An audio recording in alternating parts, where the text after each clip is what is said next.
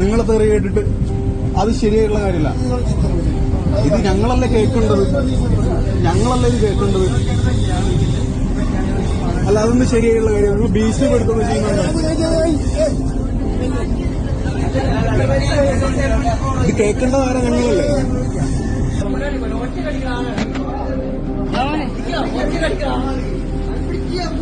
മദ്യപിച്ച് ട്രെയിനിൽ കയറി കമ്പാർട്ട്മെന്റിലെ ആളുകളെയൊക്കെ തെറിയും വിളിച്ച് അത് ചോദ്യം ചെയ്ത് അവനെ കൊല്ലാവരെ നോക്കിയ ഒരാളെയാണ് നിങ്ങൾ ഈ കണ്ടുകൊണ്ടിരിക്കുന്നത്. നമ്മളിത് പോലീസിനോട് കംപ്ലൈന്റ് ചെയ്തിട്ട് കാര്യമില്ല, കാരണം അയാൾ തന്നെയാണ് പോലീസ്.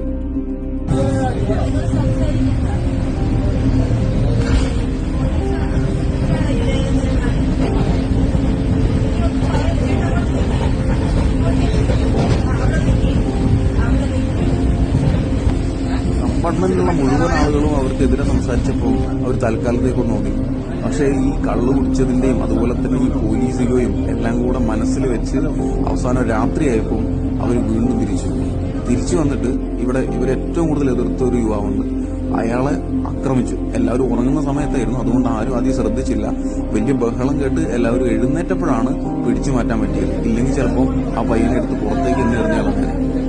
പോലീസാണ്, അതുകൊണ്ട് മറ്റുള്ളവരെല്ലാവരും എന്നെ പേടിച്ച് തന്നെ ജീവിക്കണം എന്ന് ചിന്തിക്കുന്ന ആൾക്കാർക്കൊന്നും സത്യത്തിൽ ഈ കോഴ്സിൽ മുന്നോട്ട് പോകാൻ യോഗ്യതയില്ല. ഇവരൊക്കെ ആദ്യം തന്നെ പിടിച്ച് പുറത്താക്കുകയാണ് വേണ്ടത്.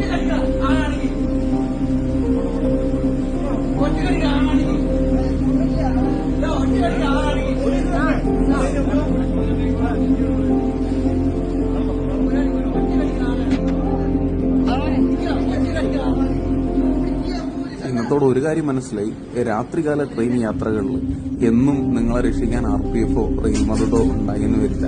അതുകൊണ്ട് സ്വന്തം കാര്യം സേഫായി നോക്കിക്കോളുക.